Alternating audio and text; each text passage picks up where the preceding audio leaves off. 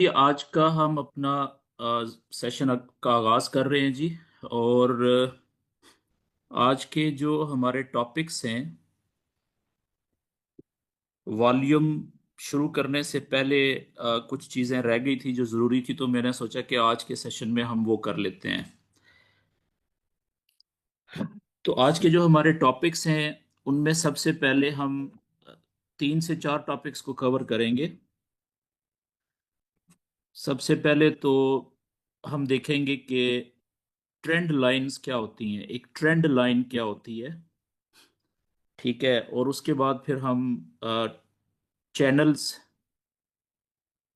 एक word forex में बहुत ज़्यादा यूज़ होगा, चैनल।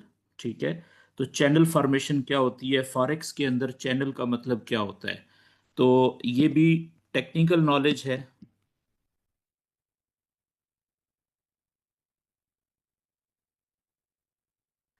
इसके बाद जो हमारा दूसरा टॉपिक होगा आज का, वो होगा कि रिस्क मैनेजमेंट क्या होता है।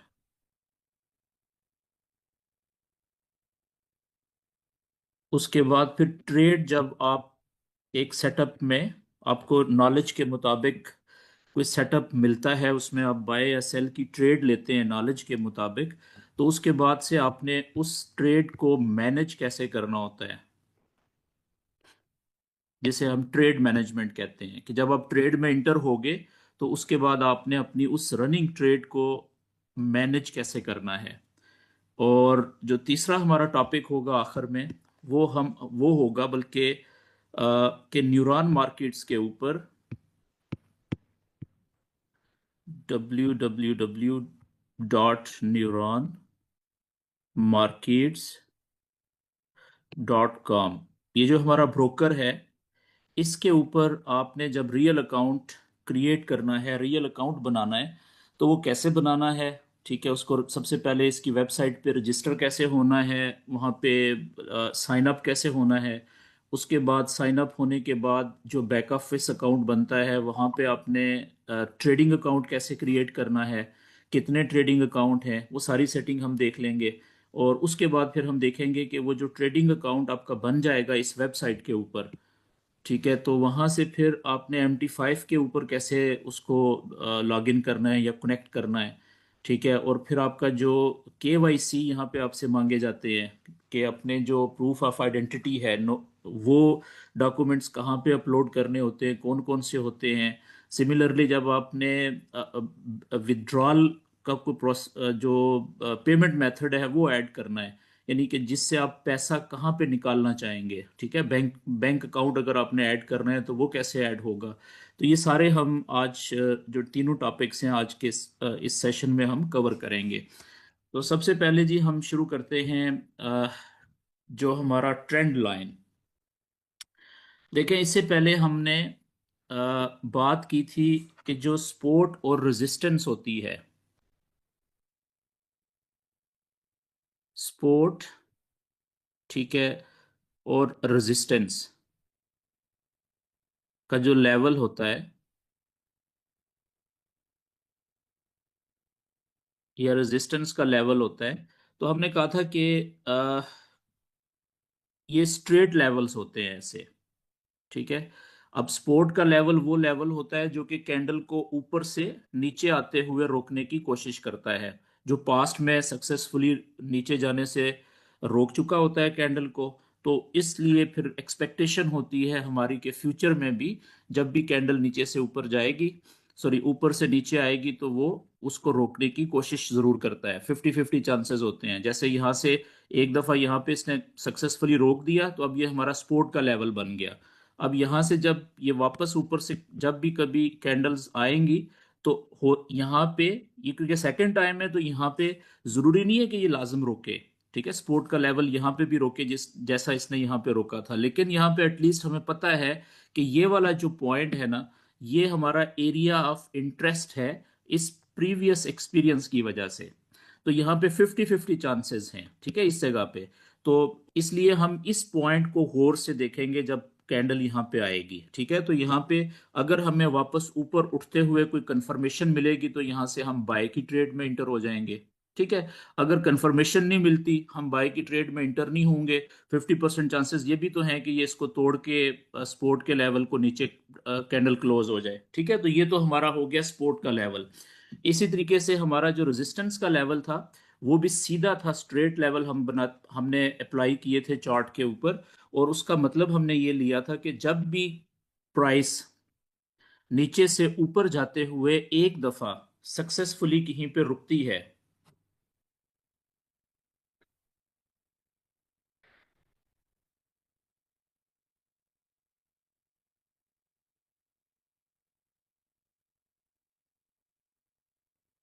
ओके जी, एक सेकेंड आप मुझे टाइम दीजिएगा।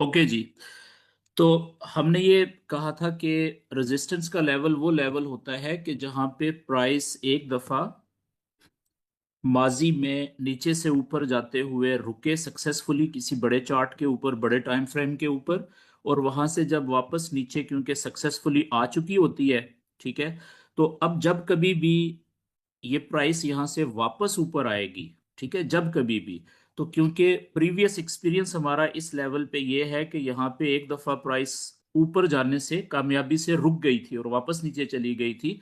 तो अब चांसेस ये हैं 50-50 कि अब दूसरी दफा जब यहाँ पे इसी लेवल के साथ रेजिस्टेंस के लेवल को हिट करेगी, तो यहाँ से 50% चांसेस ये हैं कि ये प्राइस वापस नीचे की तरफ आ जाएगी। ठीक है, और 50% चांसेस ये हैं कि ये प्राइस यहां से इसको ब्रेक करके ऊपर निकल सकती है।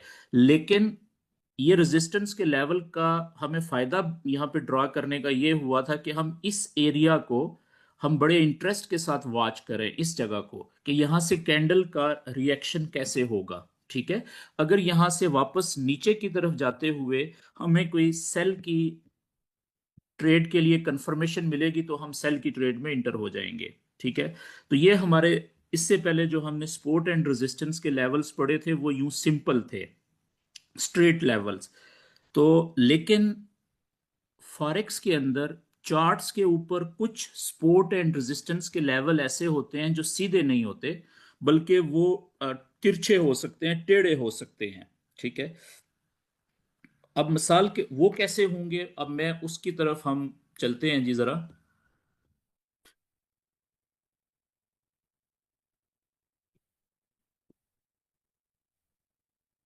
लेट्स से कि यहां से ये कैंडल्स ने ऊपर जाना शुरू किया, ठीक है, और ये वापस नीचे आई कैंडल यहाँ पे, और फिर यहां से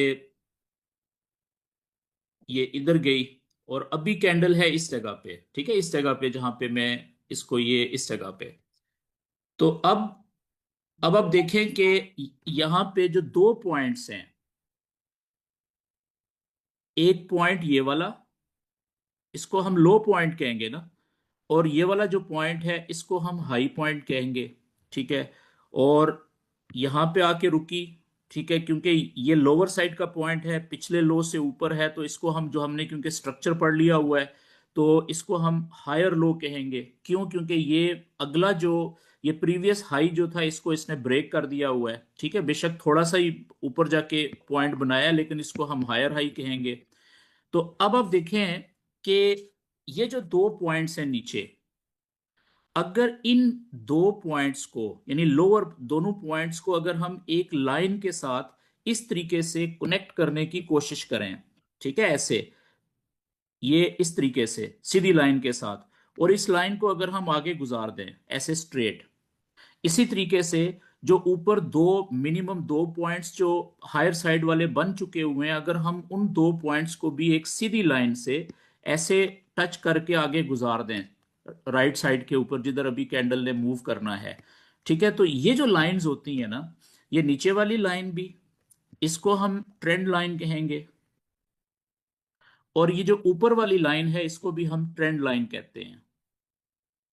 तो ट्रेंड लाइन का मतलब क्या हुआ कि जिस वक्त कैंडल्स चार्ट के ऊपर कहीं पे भी आपको किसी भी टाइम फ्रेम पे, 1 मिनट पे, 5 मिनट पे, 15 मिनट पे, 1 घंटे पे, 4 घंटे पे, डेली पे, वीकली पे, मंथली पे, किसी भी टाइम फ्रेम के ऊपर जब चार्ट के ऊपर कैंडल्स आपको एक वेव पैटर्न की सूरत में चलती हुई दिखाई दें, और वो कम से कम दो लो पॉइंट बना चुकी हूं, ठीक है, कम से कम दो लो पॉइंट्स, ये देखें, ये पहला लो पॉइंट है नीचे की तरफ, ये दूसरा लो पॉइंट है, और कम से कम दो हाई पॉइंट्स बना चुकी हूं, ये वाला और ये वाला। तो अब आप इन जो लोअर पॉइंट्स हैं दो, इनको आप स्ट्रेट लाइन से कनेक्ट करें और राइट साइड के ऊपर सीधी उस लाइन को गुजार दें, और इसी तरीके से जो हाई पॉइंट हैं दोनों, ठीक है, उनको भी आप पहले हाई पॉइंट को दूसरे हाई पॉइंट से कनेक्ट करें और राइट साइड पे लाइन को लंबा खींच दें, ठीक है। तो ये नीचे वाली ट्रेंड लाइन है, ये जो नीचे वाली, इस इस लाइन को हम नीचे वाली ट्रेंड लाइन कहेंगे,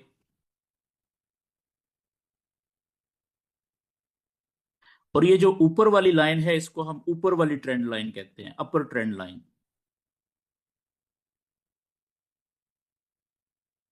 जैसा कि वर्ड से पता चल रहा है, ट्रेंड की लाइन यानी कि ऐसी लाइन जो हमें ट्रेंड के बारे में बताती है। तो अब आप देखें ना कि ये वाली जो लाइन है, ये वाली, तो ये अब इसकी जो डायरेक्शन है वो नीचे से शुरू हो रही है और ऊपर की तरफ जा रही है आहिस्ता आहिस्ता, ठीक है। तो अब ये लाइन किस ट्रेंड को शो कर रही है? बुलिश ट्रेंड को। सिमिलरली ये नीचे भी जो मैंने बनाई है, ये भी बुलिश ट्रेंड को शो कर रही है, क्योंकि नीचे से शुरू हुई है और आहिस्ता आहिस्ता ये लाइन ऊपर की तरफ जा रही है, ऐसे देखें, ठीक है। तो इसको इसलिए बुलिश ट्रेंड लाइन ये होंगी, नीचे वाली और ऊपर वाली। यहां तक बात क्लियर होगी जी। अच्छा, अब इसमें इनका पर्पस क्या होता है? ठीक है, पर्पस ये है कि देखें, अब यहां पे आपने इस पिक्चर को अगर डायग्राम को देख लें कि ये था लो पॉइंट, ठीक है, यहां से प्राइस ऊपर गई और ये बन गया हाई पॉइंट, यहां से रिट्रेसमेंट हुई, ठीक है, और ये बन गया हायर लो, क्योंकि नीचे से पिछले लो से ऊपर है नीचे वाली साइड पे। यहां से फिर देखें ये ऊपर गई, पिछले हाई से ऊपर, यहां पे इसने हायर हाई बना दिया। अब यहां से अभी कैंडल यहां पे है, तो अब रिट्रेसमेंट शुरू हुई है। अब ये जो ट्रेंड लाइन हमने नीचे की तरफ ड्रा की है ना, ये हमें पता क्या बता रही है? ये बता रही है कि जिस वक्त ये प्राइस नीचे पहुंचेगी, अगर ये नीचे गई तो यहां से लेके यहां तक, कहीं तक भी जा सकती है ना, ये टकरा सकती है इस लाइन के साथ। जहां पे भी ये इस लाइन को टकराएगी, नीचे ट्रेंड लाइन को, तो जिस तरीके से इस ट्रेंड लाइन ने पीछे यहां पे प्राइस को नीचे जाने से रोकने की कोशिश की थी, और जिस तरीके से यहां पे पीछे इसी ट्रेंड लाइन ने जो है वो कैंडल्स को नीचे जाने से कोशिश रोकने की कोशिश की थी, हो सकता है यहां पे भी वही रिजल्ट निकले। तो बात फिर वही आ गई कि अब ये नीचे वाली जो ट्रेंड लाइन है, ये सपोर्ट का किरदार अदा करेगी यहां पे, ठीक है। अब ये क्या है? सपोर्ट। तो यहां पे क्या होगा? पॉसिबिलिटी क्या होगी? 50-50 चांसेस हैं। हो सकता है कि ये जो ट्रेंड लाइन है जो यहां पे सपोर्ट का किरदार अदा कर रही है, और ये कैंडल्स को नीचे जाने से रोकने में कामयाब हो जाए, ठीक है। तो यहां से अगर प्राइस ऊपर की तरफ उठते हुए, ठीक है, यहां पे हमें कोई बाय की ट्रेड की कंफर्मेशन मिलती है, तो हम यहां से बाय की ट्रेड में इंटर हो जाएंगे। लेकिन अगर यहां से ये ऊपर की तरफ नहीं जाती और यहां से ट्रेंड लाइन को ब्रेक करके नीचे चली जाती है और नीचे क्लोज हो जाती है कोई कैंडल, तो फिर हम बाय की ट्रेड नहीं लेंगे। सिमिलरली जिस वक्त यहां से ये प्राइस ऊपर जाएगी, ठीक है, जब ऊपर जाएगी, अब आप देखें यहां से ऊपर गई थी तो यहां पे रुकी थी, यहां से ऊपर गई थी तो ये इसने हायर हाई बनाया था। तो अब जब यहां से ऊपर जाएगी तो ये जो ऊपर वाली हमारी ट्रेंड लाइन है जो हमने पिछले दो पॉइंट्स को कनेक्ट करके सीधे आगे की तरफ खींची हुई है अपने चार्ट पे, तो अब आप देखें यहां से इधर से लेके यहां तक ये कहीं पे भी हिट कर सकती है ना इसको। तो जहां पे भी ये ऊपर कैंडल्स जाके इस लाइन को, ऊपर वाली ट्रेंड लाइन को हिट करेंगी, कि यहां से लेके यहां तक कहीं पे भी, ठीक है, तो वो वाला जो एरिया होगा ना जहां पे वो हिट करेंगी वो हमारा एरिया ऑफ इंटरेस्ट बन जाएगा। किस चीज के लिए? कि जैसे देखें ये ऊपर वाली ट्रेंड लाइन यहां पे कैंडल नीचे से ऊपर आई थी और इसने यहां से ऊपर जाने से रोक दिया था और यहां से कैंडल्स वापस नीचे आ गई थी, ठीक है।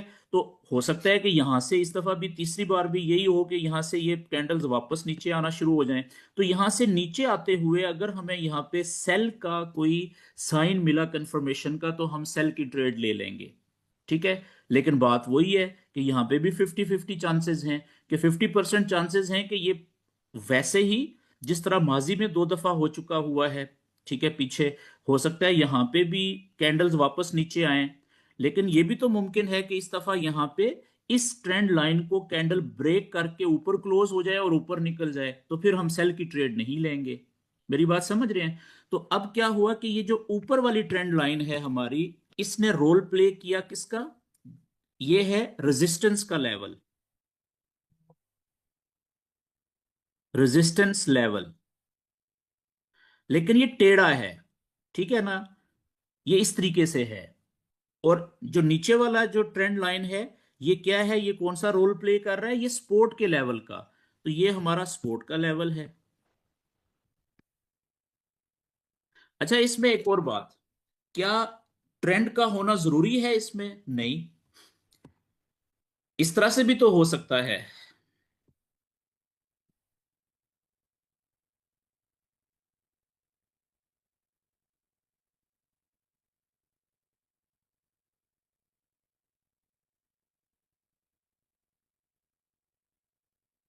ठीक है, जरूरी तो नहीं है कि जो हर ट्रेंड जो है हर दफा वेव जो है वो हायर हाई बनाए और लोअर लो बनाए, ठीक है ना।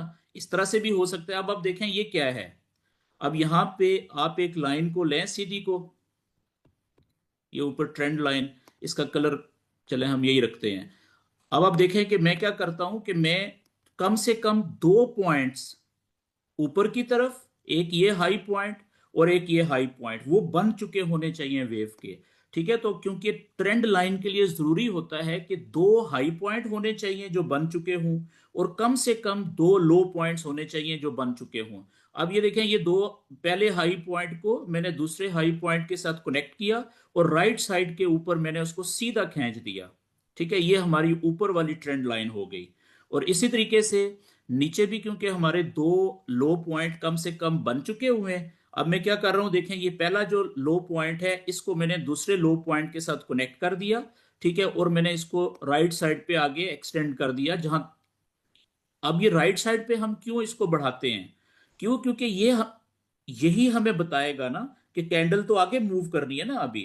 तो अब आप देखें ये कैंडल फर्ज करें अभी यहां पे थी इस जगह पे, ठीक है, तो हमें पहले से पता चल गया कि ये हमारे नीचे वाली ट्रेंड लाइन है और ये ऊपर वाली ट्रेंड लाइन है। तो अब नीचे वाली जो ट्रेंड लाइन है इसने सपोर्ट का किरदार अदा करना है। ये है हमारी सपोर्ट का लेवल।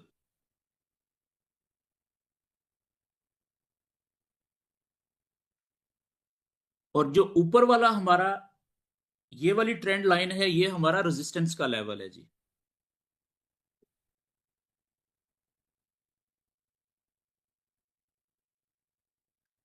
ठीक है। और एक और बात, कि अब जिस वक्त यहां से,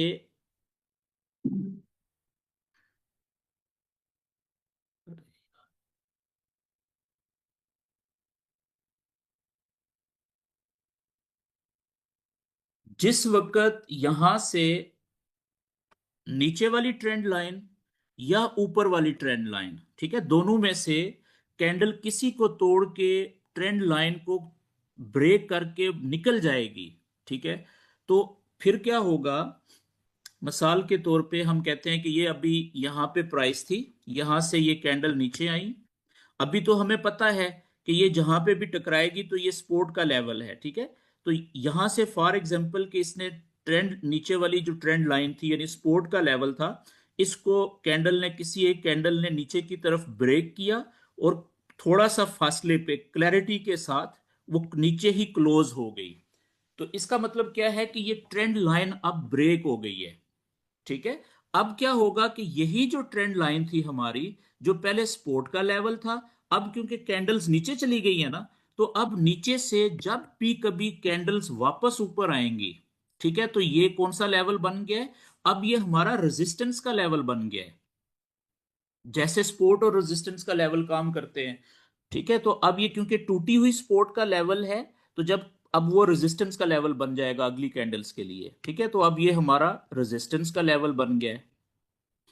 तो इसी तरीके से अगर कैंडल ऊपर की तरफ यहां से ऊपर जाती है, और ये हमारा रेजिस्टेंस का लेवल तोड़ के कैंडल ऊपर निकल जाती है, और कोई एक कैंडल क्लैरिटी के साथ थोड़ा वाज़ह फासले के ऊपर बाहर क्लोज हो जाती है, तो अब हमारा ये जो ऊपर वाली ट्रेंड लाइन थी, जो अभी रेजिस्टेंस के लेवल लेवल के तौर पे काम कर रही थी, वो क्योंकि ब्रेक हो गई, ठीक है। तो अब जब भी कभी कैंडल वापस आएंगी नीचे की तरफ, तो यही हमारी जो ट्रेंड लाइन थी, जो पहले रेजिस्टेंस का किरदार अदा कर रही थी, अब ऊपर से वापस जो कैंडल्स आएंगी तो उनके लिए ये क्या करेगी, ये सपोर्ट का किरदार अदा करेगी। अब ये सपोर्ट का लेवल बन गया, नीचे जाने से रोकेगी। यहां तक बात क्लियर हो गई जी। अच्छा, अब याद रखें कि जब भी कभी हम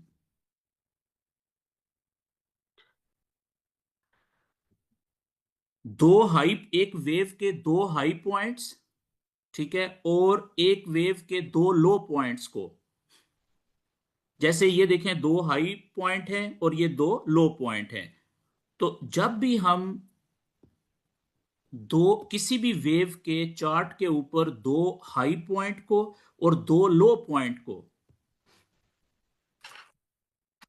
जैसे अब मिसाल के तौर पे हम थोड़ा सा डिफरेंट एक बनाते हैं ट्रेंड लाइंस। जैसे ये प्राइस आ रही है ऊपर से नीचे की तरफ, ठीक है, ये इस तरीके से, मिनिमम तो हमें दो हाई पॉइंट्स चाहिए होते हैं, ये, ठीक है, कम से कम हमें दो हाई पॉइंट्स चाहिए होते हैं ना ट्रेंड लाइन ड्रा करने के लिए। अब देखें यहां पे तो तीन हाई पॉइंट हो गए तो बहुत अच्छी बात है, और नीचे की तरफ दो लो पॉइंट है देखें, और तीसरा अभी फर्ज करें कैंडल इधर है कहीं पे। तो अब हम क्या करेंगे कि हम अब यहां पे अब देखें ये ऊपर ऊपर वाली साइड पे हमारे पास तीन हाई पॉइंट बन गए हैं, और नीचे वाली साइड पे अभी फिलहाल दो हाई पॉइंट, दो लो पॉइंट्स हैं। तो हम क्या करेंगे कि यहाँ पे ट्रेंड लाइन कुछ इस तरीके से ड्रा करेंगे। ये पहला हाई पॉइंट जो है, यहां से हम लाइन को शुरू करेंगे, ठीक है। अच्छा, ये जरूरी नहीं होता कि सारे हाई पॉइंट्स इस लाइन के साथ टच हो जाएं। ऐसा भी होगा जिस वक्त आप देखेंगे कि यहां पे बास जगहों के ऊपर, चार्ट के ऊपर, आपको ये जो लाइन है यहाँ पे, ठीक है, ये बाजू का थोड़ी सी ऊपर मिलेगी, ये हाई पॉइंट आपको यहाँ पे मिलेगा, ठीक है, इस जगह पे, और ये हाई पॉइंट थोड़ा सा नीचे मिलेगा, ठीक है। तो अब आपने जो ट्रेंड लाइन ड्रा करनी है यहाँ पे, वो कैसे करनी है, तो अब आपने यहाँ पे एवरेजिंग करनी होती है। क्या करना होता है, एवरेजिंग करनी होती है। कैसे, कि अब देखें एक हाई पॉइंट ये है, एक हाई पॉइंट ये है, और एक हाई पॉइंट ये है, ये तीन हाई पॉइंट्स हैं। तो अब आप ये जो ट्रेंड लाइन होती है ना, याद रखिएगा ये सीधी रहती है, चाहे आप इसको ऐसे कर दें, ऐसे कर दें, ऐसे कर दें, ऐसे कर दें, ये रहेगी सीधी, ठीक है। तो अब आपने इन तीन जो पॉइंट्स हैं, हाई पॉइंट्स, एक ट्रेंड लाइन से तीनों हाई पॉइंट्स को आप टच तो कर नहीं सकते, तो अब आपने यहाँ पे दो, ज्यादा से ज्यादा हाई पॉइंट्स को टच करने की कोशिश करनी है। तो वो ज्यादा से ज्यादा दो पॉइंट्स कितने टच होंगे, दो ही होंगे ना। चाहे तो वो यहां से आप इस ट्रेंड लाइन को इस तरह से कर लें, ये पहले जो दो हाई पॉइंट हैं, ठीक है, ये वाले, ये इस तरीके से टच कर लें, ठीक है। तो ये आपकी ट्रेंड लाइन फिर इस तरीके से बनेगी, ऐसे आगे की तरफ चली जाएगी, ठीक है।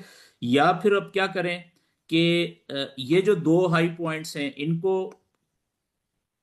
ऐसे कर लें, कनेक्ट कर लें, क्योंकि एक तो रह जाएगा, एक ने टच नहीं होना। ठीक है, तो अब इनमें से कौन सी वाली दो पॉइंट्स को आपने टच करना है और कौन से एक पॉइंट को छोड़ना है, ये डिसाइड करेगा कि नीचे वाले जो लो पॉइंट्स हैं अगर उनको आप कनेक्ट करते हैं तो वो ट्रेंड लाइन की डायरेक्शन किधर जा रही है। मिसाल के तौर पे ये मैंने, ये दो हाई पॉइंट्स थे नीचे, ठीक है, मैंने इनको कनेक्ट कर लिया, ये देखें। अब हमारी जो नीचे वाला ट्रेंड लाइन है ना, क्योंकि इसने दो पॉइंट्स को कनेक्ट किया है, ये अभी तीसरा फर्ज करें कैंडल अभी थोड़ी सी ऊपर है, ठीक है, तो अब नीचे वाली ट्रेंड लाइन की डायरेक्शन देख के, ठीक है ना, इसकी ऊपर वाले आपने दो पॉइंट सेलेक्ट करने हैं तो वो यही बनते हैं, ठीक है, ये वाले। अब ये कैसे? क्योंकि देखें, ये आपको ना, ये जो दोनों ट्रेंड लाइंस हैं, ये जितनी पैरेलल चलेंगी ना उतनी ज्यादा ये अच्छी काम करती हैं। ठीक है, यहां तक बात क्लियर हो गई। तो चैनल की शेप, सॉरी, जो हमारा वेव होती है उसकी शेप कुछ भी हो सकती है, वो बुलिश भी हो सकती है, बुलिश वेव के दो ऊपर वाले पॉइंट कम से कम और दो नीचे वाले पॉइंट्स, वो बेरिश भी हो सकती है, वो साइडवेज भी हो सकती है। तो आपने जो ट्रेंड लाइंस होती हैं ऊपर वाले कम से कम दो या दो से ज्यादा हाई पॉइंट्स को कनेक्ट करना होता है, और नीचे वाले दो कम से कम या दो से ज्यादा लो पॉइंट्स को कनेक्ट करना होता है। ठीक है, अच्छा, जब आप एक वेव के हाई पॉइंट्स और उसी वेव के लो पॉइंट्स को ट्रेंड लाइंस ड्रा कर देते हैं, ठीक है, ऊपर वाली ट्रेंड लाइन को टीएल भी कहा जाता है, ट्रेंड लाइन, ठीक है, और ये नीचे वाली लोअर ट्रेंड लाइन, तो इसको हम चैनल कहते हैं। चैनल का मतलब होता है दो किनारे, ठीक है, दो किनारों वाला रास्ता। तो एक ट्रेंड लाइन ने क्या किया कि एक वेव के जो हाई पॉइंट्स और लो पॉइंट्स थे उनको उसने चैनलाइज कर दिया, चैनल के अंदर ले आई, ठीक है, किनारे बना दिए। तो इसको हम चैनल कहते हैं जी। जहां पे भी आप चार्ट के ऊपर एक वेव के कम से कम दो या दो से ज्यादा हाई पॉइंट्स और कम से कम दो लो पॉइंट्स या दो से ज्यादा जितने भी लो पॉइंट्स होते हैं उन पे ट्रेंड लाइन खींचते हैं, तो उन दोनों ट्रेंड लाइन के दरमियान का जो होता है ना ये फासला, इसको हम चैनल कहते हैं। ठीक है, चैनल का मतलब होता है दो किनारों वाला रास्ता। जैसे एक रोड है जिसके ऊपर गाड़ियां चलती हैं, ठीक है, एक जो रोड है ना, रोड को आप चैनल कह सकते हैं। क्यों? एक उसका सड़क का इधर वाला ऊपर वाली साइड होती है और एक ये इधर वाली नीचे वाली साइड है, ठीक है। तो क्योंकि चार्ट के ऊपर तो कैंडल्स चलती हैं, तो कैंडल्स के चलने के रास्ते के ऊपर एक हाई पॉइंट्स होते हैं और दूसरा लो पॉइंट्स होते हैं। तो जब आप दोनों को ट्रेंड लाइन से आप उनको चैनल की सूरत में ले आते हैं, यानी उनको रास्ता पक्का बना देते हैं, ठीक है, तो वो चैनल बन जाता है, दो किनारों वाला रास्ता, कैंडल जिसके अंदर चलती हैं। ये बात क्लियर होगी जी। अच्छा, अब हम जल्दी से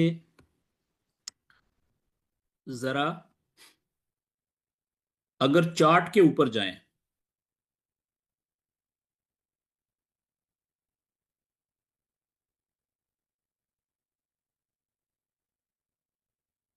ओके जी।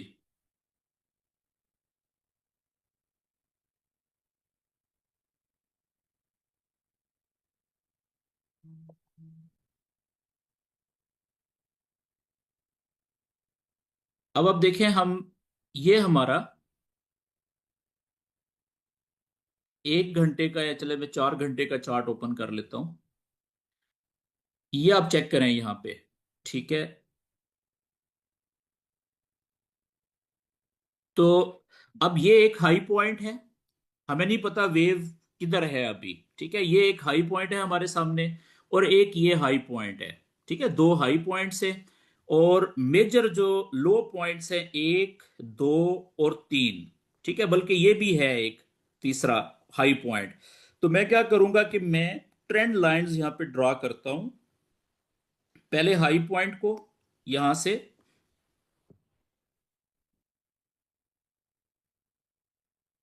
ये देखें, पहले हाई पॉइंट के ऊपर यहां पे ट्रेंड लाइंस एक क्लिक मैंने किया, और दूसरा ये देखें हाई पॉइंट, ये दूसरा अगला भी है, इसको भी मैंने टच कर लिया और मैं ट्रेंड लाइन को आगे लेके जाता हूं सीधा, ताकि वो दोनों हाई पॉइंट डिस्टर्ब ना हो।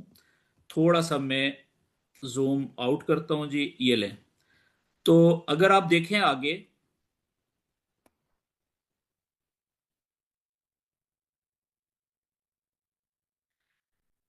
जिस वक्त ये पहला हाई पॉइंट आपके सामने बना था और आगे दूसरा हाई पॉइंट बन गया था, तो आपने इन दो पॉइंट्स को ही कनेक्ट करके लाइन को, ट्रेंड लाइन को ऐसे ही आगे गुजारना था ना। ये गुजर रही थी आगे, देखें, ठीक है।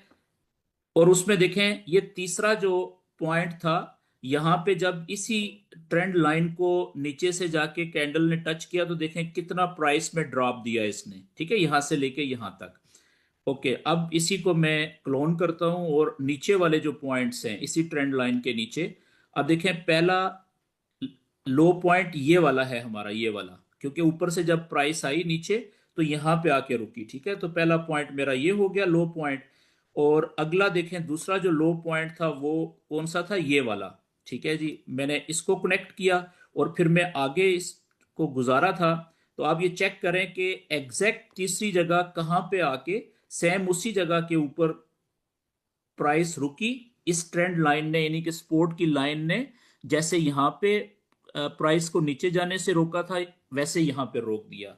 ये बात क्लियर होगी जी। तो ट्रेंड लाइन का फायदा ये होता है कि ये ऊपर से रेजिस्टेंस और नीचे अगर हो तो ये ट्रेंड सॉरी सपोर्ट के लेवल का किरदार अदा करती हैं।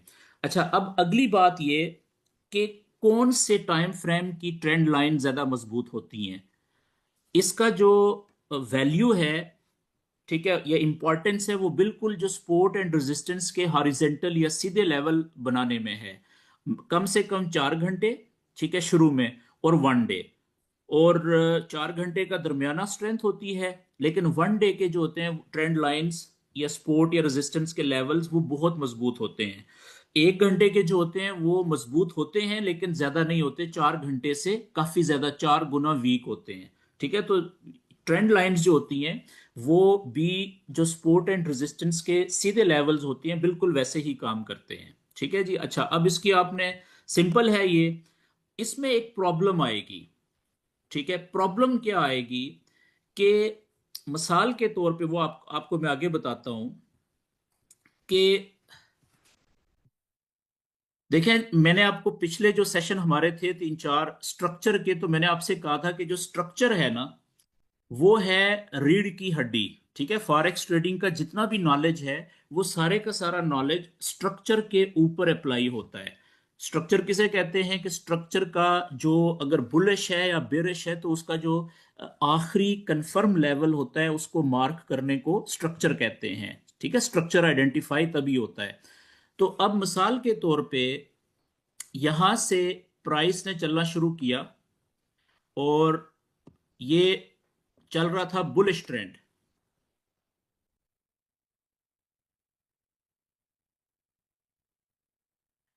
ठीक है। ये प्राइस गई और यहां से अब वा, वापस आई, ठीक है। अब अगर तो आपने सिर्फ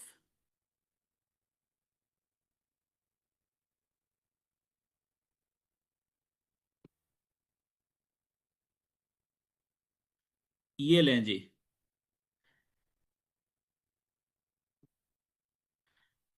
अगर आप सिर्फ चैनल के ऊपर काम करेंगे, ठीक है, तो अब यहां पे आपने ट्रेंड लाइन कैसे ड्रा करनी थी। ये देखें, हाई पॉइंट है पहला और ये दूसरा हाई पॉइंट है, ये आपने ऊपर वाली ट्रेंड लाइन ये ड्रा कर दी, ठीक है। ये इस तरीके से, इसको मैं थोड़ा सा नीचे ले आता हूं, ये लें जी। अच्छा, अब ये होगी आपकी ऊपर वाली ट्रेंड लाइन ड्रा, दो हाई पॉइंट्स को, ठीक है, ये आगे आपने आगे की तरफ एक्सटेंड कर दी, ये लें। अब आप देखें कि जो नीचे वाली आपकी ट्रेंड लाइन है वो एक पहला लो पॉइंट ये है, ये वाला, और अगला जो दूसरा लो पॉइंट है वो ये वाला है, ठीक है। तो ये आप ऐसे ड्रा करेंगे ना, ये आपकी ट्रेंड लाइन होगी और ये आपने चैनल बना दिया। अब चैनल का प्रॉब्लम क्या रहता है, चैनल का प्रॉब्लम ये रहता है कि ये कभी भी आपको ये नहीं बताएगा। आप जैसे देखें यहाँ पे इसने सपोर्ट का लेवल ब्रेक कर दिया इस जगह पे, ये देखें ये ब्रेक कर दिया, नीचे आ गई है, ठीक है। तो अब है तो ये बुलिश वेव, क्योंकि देखें नीचे से ऊपर की तरफ जा रही है, ये चैनल जो है बुलिश चैनल बना हुआ है, ठीक है। लेकिन ये आपको अंधेरे में रख रहा है इस जगह के ऊपर। तो जैसे ही यहां से चैनल, लेट से कि ये 4 घंटे का चैनल था, आपने बनाया हुआ 4 घंटे के चार्ट के ऊपर, तो जैसे ही अगर आप सिर्फ चैनल के ऊपर रिलाय कर रहे होंगे, तो यहां से कैंडल ने देखें ना सिर्फ नीचे क्लोज हुई है बल्कि काफी नीचे आ गई है कैंडल्स। तो अब यहां पे तो आप परेशान हो जाएंगे कि बुलिश चैनल ब्रेक हो गया जी, अब सेल की ट्रेड पकड़े, ये तो नीचे जा सकती है प्राइस, ठीक है जी। अब और आप क्या करेंगे कि आप यहां पे फौरन क्या करेंगे कि ये देखें ऊपर से आप दूसरा चैनल बनाना शुरू करेंगे। इसकी मैं कलर चेंज कर देता हूं। अब आप देखें, अब आप ये समझेंगे कि ये जो चैनल है अब दूसरा शुरू हो गया है, बुलिश से निकल के पहला हाई पॉइंट आप ये लेंगे यहां से, ये पहला हाई पॉइंट, ये दूसरा हाई पॉइंट, ठीक है, ये वाला, और इसको आप ऐसे ड्रॉ करेंगे ये इस तरीके से। और नीचे वाले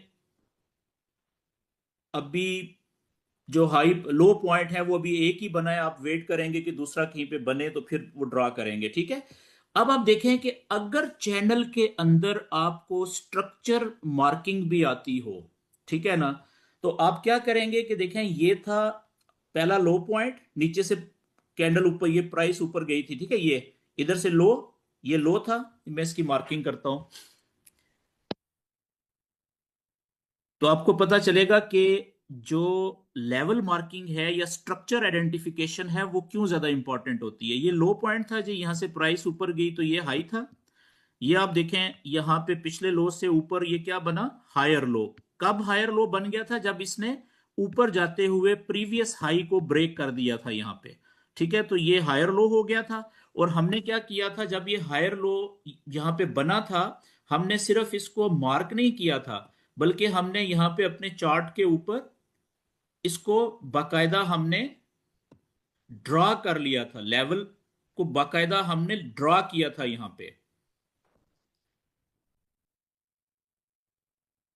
ये इस जगह पे ऐसे, ठीक है। और इसको हमने नाम क्या दिया था कि ये हमारा आखिरी अभी तक का जो बुलिश स्ट्रक्चर है इसका लेटेस्ट कंफर्म हायर लो है, ठीक है ना। इसको हमने ये नाम दिया था और यहां पे हमने लिख भी लिया था, अगर आपको याद हो, अगर आपने प्रैक्टिस की हुई थी तो हमने यहां पे लिखा था कंफर्म हायर लो। और आगे हमने अपना जो भी टाइम फ्रेम था, लेट से 1H है या 4H है, वो लिख लिया था, ठीक है। अब देखें, अगर आपने ये लेवल मार्क किया हुआ था तो आपको पता था कि जब तक ये लेवल नीचे ब्रेक ना हो जाए, जब तक कोई भी कैंडल इस लेवल को, ठीक है, जो हमारा बुलिश स्ट्रक्चर का कंफर्म हायर लो है, लेटेस्ट आखिरी यही है, ठीक है, जब तक कोई कैंडल इसको नीचे क्लोज ना कर दे, ब्रेक करके नीचे कैंडल क्लोज ना हो जाए क्लैरिटी के साथ वाजिया फासले पे, उस वक्त तक ये प्राइस बाय है। और हमने ये भी पढ़ा था कि यहां पे अगर हमें कंफर्म लेवल के ऊपर से अगर ऊपर उठते हुए कोई साइन मिल जाए कंफर्मेशन का बाय की ट्रेड के लिए, तो यहां से हम बाय की जो ट्रेड लेंगे वो सबसे ज्यादा आइडियल ट्रेड होगी हमारी, ऐसा ही है ना। फिर हमने ये भी कहा था कि यहां से ज्यादातर चांसेस होते हैं कि जब प्राइस ऊपर उठेगी तो उसका पहला टारगेट जो है वो ये वाला नहीं होगा, ठीक है, सॉरी, ये वाला नहीं होगा जो लेवल टूटा हुआ था, ये वाला नहीं है, बल्कि जहां से प्राइस नीचे आई थी, अगला जो हमारा हायर हाई था, ठीक है, वहां वो हमारी पहली टीपी होगी, ये हमारी टीपी 1 होगी। और इससे भी ऊपर हमने इस इंपल्स वेव के ऊपर हमने फिबोनाची जो इंडिकेटर है वो लगाया था, तो उसने हमें यहाँ पे -27% का एक लेवल दिया था। तो हमने कहा था कि ज्यादा चांसेस होते हैं कि हमारी ये वाली जो टीपी है ना, टीपी 2, ये भी हिट होती है, ठीक है, ये वाली भी।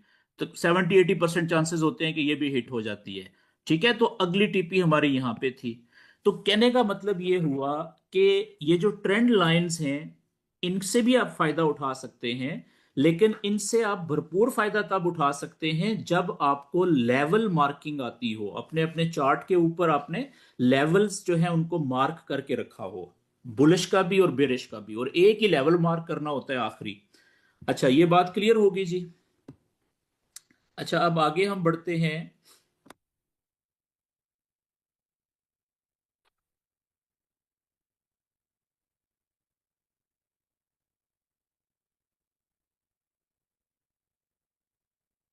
अब अगला हमारा जो टॉपिक है जी वो है कि हम रिस्क मैनेजमेंट और ट्रेड मैनेजमेंट क्या होती है। सबसे पहले हम देख लेते हैं रिस्क मैनेजमेंट को।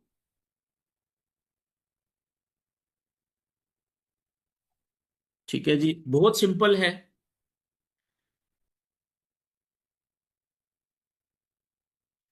देखें, रिस्क मैनेजमेंट, रिस्क यानी कि जैसा कि इसके नाम से भी आपको पता चल रहा है कि आपको जिस वक्त आपका रियल अकाउंट है, ठीक है ना, आप ज़ाहिर है आपने रियल अकाउंट पे ट्रेड करनी है, रियल अकाउंट पे आएंगे तो फायदा होगा। ठीक है। अगर आप जो है वो डेमो अकाउंट के ऊपर प्रैक्टिस करते रहेंगे तो वो तो आपकी जो है वो ज़्यादा लंबे अरसे के लिए वो तो आपकी जो हैबिट है उसको ख़राब कर देगा। ठीक है, तो याद रखें कि जो डेमो अकाउंट होता है ना, वो होता है चंद दिनों के लिए, हफ्ते दो हफ्ते के लिए मैक्सिमम प्रैक्टिस करने के लिए। ठीक है, उसके बाद आपने जितनी भी आपको नॉलेज की समझ आई है उसकी आपने प्रैक्टिस करनी होती है लाइव अकाउंट पे, यानी रियल अकाउंट के ऊपर, लो रिस्क लेके, कम से कम रिस्क लेके। और फॉरेक्स ट्रेडिंग तो ऐसा बिजनेस है कि दुनिया का वाहिद बिजनेस है जिसमें आप रिस्क अपने कंट्रोल के मुताबिक ले सकते हैं। ठीक है, यानी कम से कम मिनिमम रिस्क लें आप, उससे ज्यादा लॉस नहीं होगा आपको, अगर लॉस हुआ भी तो अब आप देखें, रिस्क का मतलब है लॉस। ठीक है, रिस्क का मतलब क्या होता है, लॉस। कि अपने लॉस को कैसे मैनेजमेंट, इसकी मैनेजमेंट कैसे करनी है, यानी दूसरे लफ्जों में कि अपने लॉस को कम से कम कैसे रखना है। ठीक है ना, ऐसे कौन से रूल्स हैं कि जिसको हम कम से कम लॉस के ऊपर लेके, अगर लॉस हो भी तो सबसे थोड़ा हो। तो इसी को हम अ, थोड़ा सा आगे एक्सप्लेन करते हैं कि फॉर एग्जांपल आपके अकाउंट में,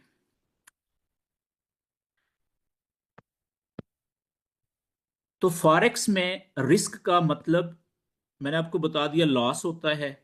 तो लॉस किसके साथ लिंक्ड होता है, लॉट के साइज के साथ, लॉट साइज के साथ। ठीक है, तो लॉट साइज कितनी रखनी है, असल में रिस्क मैनेजमेंट ये होती है। अच्छा, अब आप देखें कि मिसाल के तौर पे आपके अकाउंट में आपने डिपॉजिट किया है, यहां पे मैं लिखता हूं डिपॉजिट,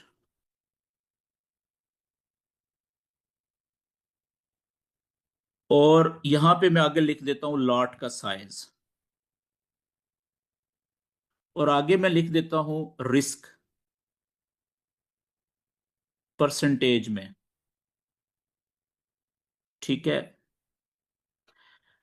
आपका अगर $100 का डिपॉजिट है, क्योंकि फॉरेक्स में डॉलर्स में डिपॉजिट होता है और विदड्रॉ होता है, ठीक है, $100 का है, तो अगर इसमें आप लॉट का साइज रखेंगे ना 0.01, जो सबसे छोटी लॉट का साइज होता है, ठीक है, तो इसका मतलब होता है कि आपने अपने अकाउंट पे 1% रिस्क ले लिया है जी। आपने कितना रिस्क ले लिया है, 1% आपने रिस्क लिया है। Simple simple calculation. और अगर आपका अकाउंट है लेट्स से $1000 का, ठीक ठीक है, और $1000 के ऊपर अगर आप 0.01 की यानी सबसे छोटी जो लॉट लगाएंगे, तो अब इसका रिस्क कितना होगा। अब आप देखें कि इसका रिस्क हो गया कितना, 0.10%। इंतहाई कम रिस्क हो गया है। और अगर यही अकाउंट आपका हो $10,000 का, ठीक है, तो अब आप देखें कि ये वाली जो लॉट साइज है, ठीक है, 0.01, इसका रिस्क कितना हो जाएगा, डिवाइडेड बाई 100। ठीक है, ये मेरे ख्याल में 0.001% ये बनेगा जी, यानी कि ना होने के बराबर। एक चीज आपने देखी। अच्छा, अब अगर गोल्ड की बात कर रहे हैं, ठीक है, आपने क्योंकि आप में से कुछ लोग अभी डेमो के ऊपर ट्रेड कर रहे हैं, उनको भी पता है कि 0.01 की जो सबसे छोटी लाट होती है, इसका मतलब क्या होता है? अगर एक पॉइंट प्रॉफिट या लॉस में जाएगा ना, तो उसका मतलब होता है $1। मेरी बात समझ रहे हैं? अब असल बात यह होती है कि प्रॉफिट का टारगेट कितना होना चाहिए, ठीक है। अच्छा, एक चीज बड़ी मजेदार है और बड़ी बड़ी हकीकत है फॉरेक्स ट्रेडिंग में। मैं इसको जरा क्लीन करता हूं कि फॉरेक्स में ना एक ऐसा जबरदस्त बिजनेस है कि यहां पे लोगों की कैलकुलेशन ही खराब रहती है हर वक्त, ठीक है। मैं आपको मिसाल इस तरह से देता हूं कि मिसाल के तौर पे हम फॉरेक्स की बात नहीं करते, हम किसी और बिजनेस की बात करते हैं, ठीक है, किसी ट्रेडिशनल बिजनेस की। अगर आपने किसी भी बिजनेस में, मैं ट्रेडिशनल बिजनेस लिख लेता हूं, ठीक है, कोई भी रवायती बिजनेस पूरी दुनिया में कहीं पे भी, अगर उसमें आपने 1 करोड़ रुपया यानी 10 मिलियन, ठीक है ना, 10 मिलियन का मतलब 1 करोड़ में लिखता हूं यहां पे। अगर आपने 1 करोड़ रुपया अपने बिजनेस में इन्वेस्ट किया हुआ है, टोटल इन्वेस्टमेंट आपकी 1 करोड़ रुपए है किसी भी बिजनेस में, ठीक है, कोई भी आप बिजनेस कर रहे हैं, तो वो बिजनेस प्रॉफिटेबल पता है कब कहलाएगा? आप दुनिया में कहीं पे भी हो, ये बिजनेस दुनिया की नजर में प्रॉफिटेबल तब होगा अगर आप मंथली 1 to 2% प्रॉफिट बनाते हैं अपने एक्सपेंस वगैरह निकाल के। हर महीने अगर वो बिजनेस आपको महीने में 1 से 2% प्रॉफिट दे रहा है ना, तो ये बिजनेस दुनिया की नजर में आपका प्रॉफिटेबल बिजनेस होगा, कामयाब बिजनेस होगा, मुनाफा बख्श बिजनेस होगा। ये बात समझ रहे हैं आप? ठीक है, पूरी दुनिया का रूल है ये। लेकिन फॉरेक्स के अंदर अब जरा पोटेंशियल देखिएगा। हम ये कहते हैं, अब हम फॉरेक्स की बात कर रहे हैं, इन फॉरेक्स ट्रेडिंग,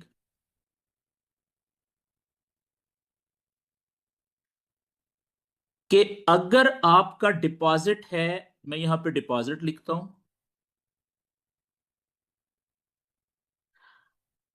$100, अगर आपका डिपॉजिट है $100, तो हम, मैं यहां पे आगे लिखता हूं कि आपने डेली का टारगेट कितना होना चाहिए, डिपॉजिट के आगे daily profit target, profit target और परसेंटेज में, ठीक है। तो हमारा जो नॉलेज है जो आप सीख रहे हैं, ये कहता है कि इस नॉलेज को यूज करते हुए आपको डेली बेसिस पे 1 to 2% प्रॉफिट बनाना चाहिए डेली। अब आप देख रहे हैं कि दुनिया के किसी भी कामयाब बिजनेस में जो प्रॉफिट आपको एक महीने में होना चाहिए, ठीक है, होता है ज्यादातर 90% से ज्यादा बिजनेसेस में। फॉरेक्स में जो बेसिक रूल्स को अगर आप अप्लाई कर लें, बेसिक नॉलेज को, तो उतना प्रॉफिट आप, नॉलेज कहता है कि डेली आप इतना प्रॉफिट आराम से बना सकते हैं, 1 to 2%, इससे ज्यादा मत जाएं, कम से कम रिस्क लेके, ठीक है। अब आप देखिएगा कि यहां पे अगर आप लॉट का साइज लिख लें, यहां पे हम लॉट साइज, जो हमने रिस्क की बात की थी, ठीक है, और ये 1% रिस्क से ज्यादा नहीं लेना, नॉलेज ये भी कहता है 1% रिस्क ही लेना है, तो वो रिस्क जुड़ा हुआ होता है लॉट के साइज से। तो ये $100 का 1 to 2% कितना बनता है जी? $100 का 1 to 2% कितना बनता है? $1 से $2 डेली के, ठीक है। अब आप देखिएगा कि $1 से $2 प्रॉफिट लेना कितना आसान है या कितनी देर में आ जाता है, ठीक है, अगर सही जगह से आपने नॉलेज के मुताबिक सेटअप में इंटर हुए हैं। तो लॉट का साइज लेना है सबसे छोटा 0.01, ठीक है। अगर गोल्ड की बात कर रहे हैं, तो सिर्फ 2 पॉइंट्स अगर गोल्ड आपकी फेवर में चला गया, यानी ये 3310 पे है ना, 3310 से 15 पे नहीं, सिर्फ 3312 पे चला गया 2 पॉइंट, तो आपका $1 से $2, अगर 1 पॉइंट जाएगा तो $1, 2 पॉइंट चला गया सबसे छोटी ट्रेड तो $2। तो सिर्फ यानी कि गोल्ड की, अगर हम गोल्ड की बात कर लें, आसान है, 1 से 2 पॉइंट्स की अगर आपको मिल गए ट्रेड में तो आपका टारगेट अचीव हो गया जी। और रिस्क आपने कितना लिया था? 1%। रिस्क आपने 1% लिया था। ठीक है, 1% से मुराद क्या है कि अगर आपको रिस्क टू रिवार्ड रेशो आप जानते हैं, 1:2, अगर स्टॉप लॉस अगर हिट हो तो 1% जो है उससे ज्यादा लॉस नहीं होना चाहिए। ठीक है। अच्छा, अब आप देखिएगा एक और बात, कि जितना अकाउंट बड़ा होगा, ठीक है, मिसाल के तौर पे आपके पास है $1000, फॉरेक्स के अंदर जितना आपके अकाउंट में पैसे ज्यादा होते जाएंगे उतना रिस्क कम होता जाएगा आपका। ठीक है ना, और उतना ज्यादा आसानी के साथ आप अपना डेली का प्रॉफिट टारगेट अचीव कर सकेंगे। अब देखें, $1000 आपका प्रॉफिट है, तो $1000 का जो डेली का प्रॉफिट है 1 to 2%, वो कितना बनता है? ठीक है, 1 to 2% का मतलब है $1000 का 1% बनता है जी $10, और 2% बनता है $20। ये है जी 1 to 2%। ठीक है। अब मुझे एक बात बताएं कि अगर आप $1000 का अकाउंट हो, ठीक है, और 0.01 की ट्रेड ही लें, ठीक है, नॉलेज के मुताबिक आपको पता है बाज औकात एक ट्रेड आपको आराम से $8-10 दे देती है। तो आप चलें 0.02 की एक ट्रेड ले लें। अब आप देखिएगा कि अगर आप 0.02 की एक ट्रेड ले लें, गोल्ड की बात कर रहा हूं, ठीक है, एक ट्रेड ले लें, और वो सिर्फ आपके 5 से 10 पॉइंट चल जाए, आपकी डायरेक्शन में चली जाए 5 से 10 पॉइंट, तो प्रॉफिट कितना हो जाएगा आपका? $10 से $20। ठीक है, क्योंकि एक पॉइंट आपको $2 प्रॉफिट दे रहा है, ट्रेड डबल है आपकी। ठीक है।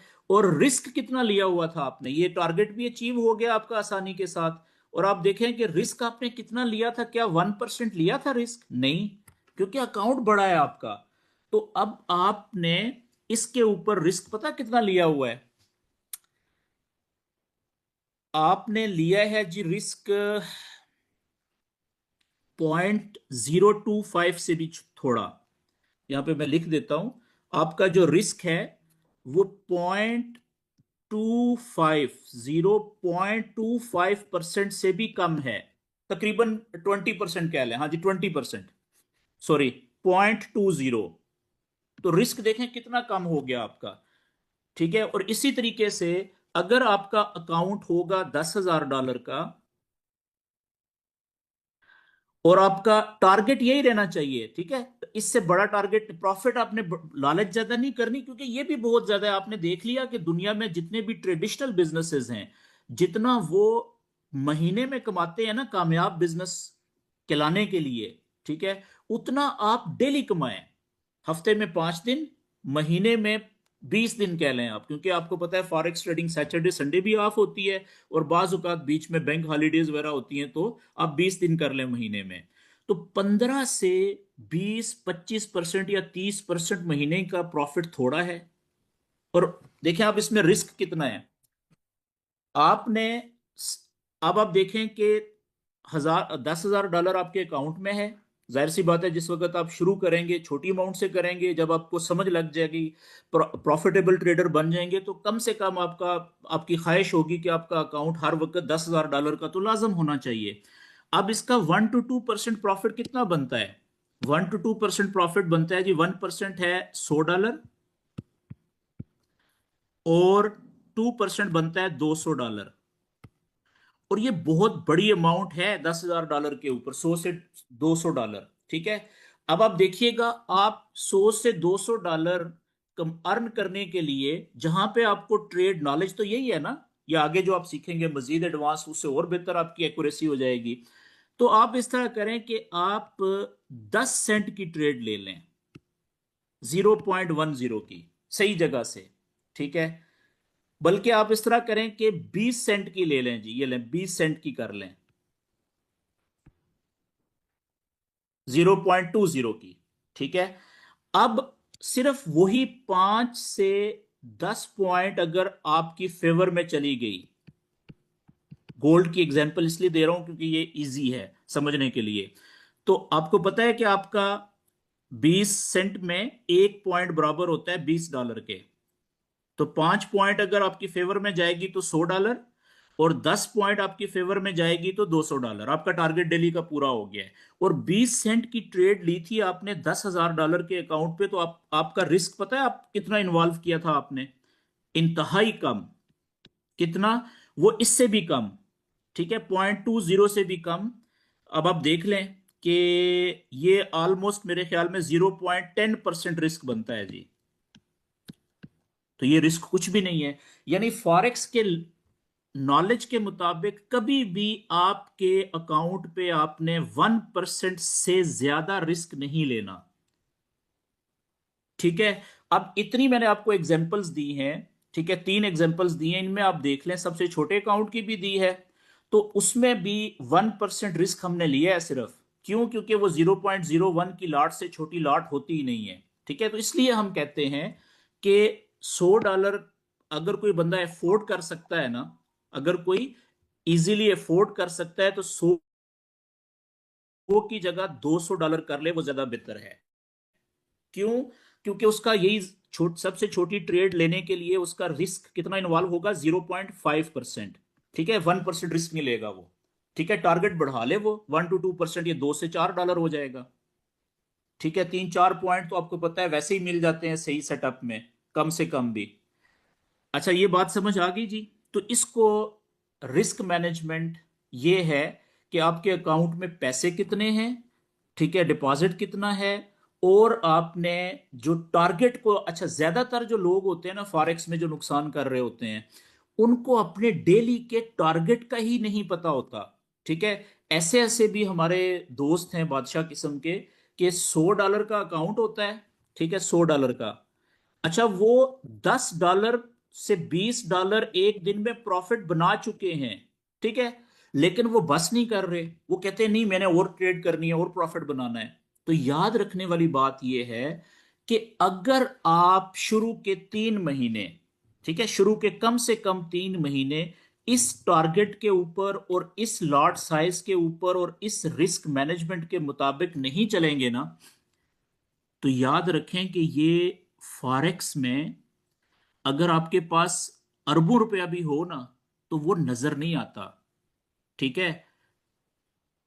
यानी कि हम ऐसे, हमारे साथ ऐसे ऐसे लोग जिनको मैं जानता हूं, हो सकता है आप अगर कुछ थोड़े से पुराने हैं फॉरेक्स में तो आप भी जानते होंगे, कि जिन्होंने करोड़ों रुपए का नुकसान किया हुआ है फॉरेक्स में। क्यों नुकसान किया? बुनियादी वजह यह थी कि उनको, ऐसा नहीं है कि उनको मार्केट ने प्रॉफिट नहीं दिया था, प्रॉफिट दिया था, लेकिन वो थोड़े वक्त में बहुत ज्यादा प्रॉफिट, यानी कि वो अपना जो सदियों का नुकसान था ना जिंदगी का, वो बस एक दिन में, 2 दिन में, या एक हफ्ते में यहां से फॉरेक्स से निकालना चाह रहे थे, पूरा करना चाह रहे थे, ठीक है। तो इसलिए ये आपने जहन में रखना है कि फॉरेक्स जो ट्रेडिंग की मार्केट है, इसमें एक दिन में, ठीक है, $10 ट्रिलियन से ज्यादा का वॉल्यूम ट्रेड होता है, ठीक है, डेली। ये थोड़ा सा आपको मैं दोबारा बता दूं ताकि आपको आइडिया हो कि फॉरेक्स में डेली कितना, 10, एवरेज की बात कर रहा हूं, ट्रिलियन, बिलियन नहीं है, $ट्रिलियन, अमेरिकन डॉलर से ज्यादा। ये पता कितना बनता है?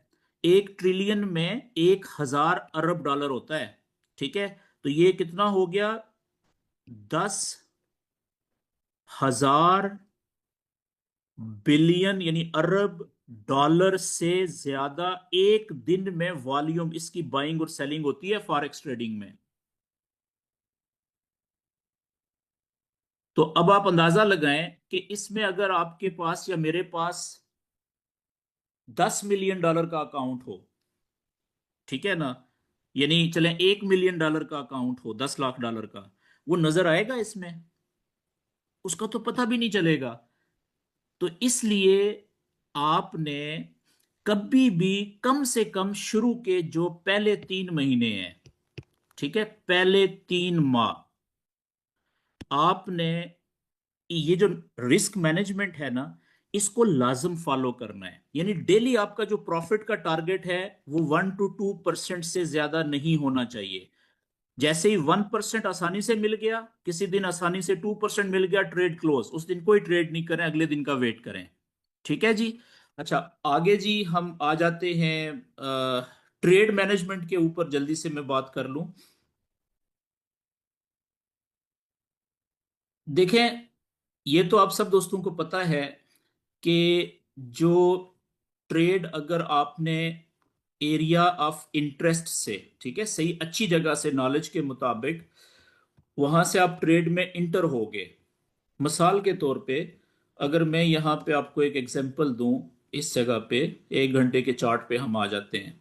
ठीक है, यहाँ पे आप देखें अब क्या हो रहा है कि स्ट्रक्चर जो हमारा है वो ये बता रहा है कि यहां से प्राइस बेरिश ट्रेंड में आ रही है। ठीक है, यहां से आप देखें, ये प्रीवियस हाई था, ये लो बनाया इसने यहाँ पे, ये पिछले हाई से नीचे लोअर हाई बनाया और ये लो पॉइंट को तोड़ा और ये लोअर लो बना दिया। ठीक है, तो ये बेरिश स्ट्रक्चर चल रहा है। अब यहाँ पे आखिर में आ जाए, चले यहाँ पे जरा ताजा मिसाल है। अब हमें पता है कि ये इसका प्रीवियस लो है यहाँ पे। ठीक है, यहां से प्राइस वापस ऊपर गई और ये देखें, ये लेवल मार्क हुआ हुआ है, ये वाला ये क्या है, ये कंफर्म लोअर हाई है 1 घंटे का। ये देखें साथ लिखा हुआ है। ठीक है, ये प्राइस यहां से गई थी, अपने कंफर्म लेवल को इसने टच किया 1 घंटे के बेरिश ट्रेंड में। अब यहां से प्राइस नीचे मुड़ी थी इस जगह से। ठीक है, तो आपको यहाँ पे अगर छोटे टाइम फ्रेम में जाएंगे तो आपको कंफर्मेशन मिल जाएंगी काफी सारी, ठीक है, मुख्तलिफ किस्म की। अब फर्ज करें कि यहां से आपने ट्रेड ले ली थी सेल की इस जगह से। ठीक है, यहां से आप सेल की ट्रेड में इंटर हो गए थे। तो यहां से जब आपने सेल की ट्रेड ली तो आपका जो स्टॉप लॉस था वो जाहिर है, जो ये कैंडल की विक है प्रीवियस हाई, ठीक है, इससे थोड़ा सा ऊपर होना चाहिए था यहाँ पे। और आपकी जो यहाँ पे टीपी होनी चाहिए थी वो कम से कम 1:2 तो लाजम होनी चाहिए थी, क्योंकि मेजर लेवल से वापस आ रही है। ठीक है, यहाँ पे होनी चाहिए थी मिनिमम टीपी आपकी। अब हुआ क्या कि देखें, यहां से आप ट्रेड में इंटर हो गए, रिस्क रिवार्ड रेशो आपने तय कर लिया, प्राइस यहां से आपकी फेवर में जाने लगी। ठीक है, और अब यहां पे फर्ज करें ये प्राइस यहां पे आ गई इस जगह पे। ठीक है ना, इस जगह पे प्राइस आ गई है। अब आप देखें कि अभी तक आपका स्टॉप लॉस ये है। ठीक है, और ट्रेड आपकी जो है वो आधे रास्ते तक जा चुकी है यहाँ पे, टीपी के आधे रास्ते तक। ठीक है, यानी कि अगर आप अभी इस ट्रेड को क्लोज कर दें तो आधा प्रॉफिट आपको मिल रहा है, जितना आपने टारगेट किया हुआ है टीपी का उससे आधा प्रॉफिट तकरीबन आपको मिल रहा है। ठीक है, लेकिन आप ट्रेड क्लोज भी नहीं करना चाहते, और आप चाहते हैं कि यार मैं चाहता हूं कि प्राइस जो है ना मुझे पूरी टीपी तक जाए और मुझे मैक्सिमम प्रॉफिट मिले। ठीक है, हर बंदे की, हर ट्रेडर की यही ख्वाहिश होती है। तो इसका एक तरीका है, वो तरीका जो है कि रनिंग ट्रेड के अंदर जितना आपको प्रॉफिट मिल रहा है ना उसको आप सिक्योर कर लें, बुक कर लें। ठीक है, उसको सिक्योर कर लें ताकि ये ना हो कि प्राइस यहां से किसी भी वजह से वापस ऊपर आए और वो आधा जो रास्ते में आपको प्रॉफिट आधा दे रही थी, थोड़ी देर के बाद पता चले कि आपका स्टॉप लॉस हिट हो गया, जो प्रॉफिट मिल रहा था आपने वो भी बुक नहीं किया, सिक्योर नहीं किया। ठीक है, और आपका स्टॉप लॉस हिट हो गया और ट्रेड आपकी नुकसान में क्लोज हो गई। तो इसका तरीकाकार क्या होता है? तरीकाकार ये होता है कि जैसे ही आपने ट्रेड ले ली, ठीक है, और वो ट्रेड प्रॉफिट में जाना शुरू हो गई है, तो आप ये देखें अभी टाइम फ्रेम है 1 घंटे का। ठीक है, फौरन फिर आप आ जाएं छोटे टाइम फ्रेम में, मिसाल के तौर पे 15 मिनट के टाइम फ्रेम में आ जाएं। अब आप देखें कि आपने ट्रेड ली थी यहां पे कहीं पे।